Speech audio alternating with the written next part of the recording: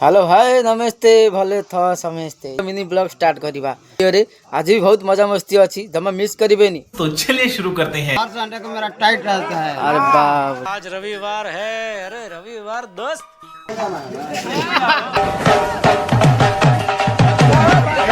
भाई ना देवरा किने को भल नहीं लड़ी के हॉस्पिटल में जितनी दवाई है सब आधी आधी चम्मच पिला तो ठीक हो जाएगा वो। फोन करछि कथा होबे कि नहीं भाई ना ये मुंह से सुपारी निकाल के बात कर रहे बाबा।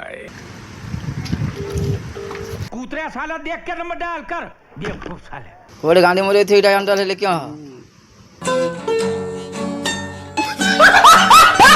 बांधो छोटो कार तोरो बेड़ा बड़ो तोरो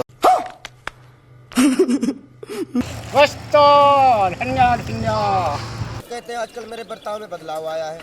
जरा मेरा मुखड़ा देखो, बताओ कैसा है मेरा हुलिया। कि लाइक सब्सक्राइब करो कमेंट करो तू प्लीज।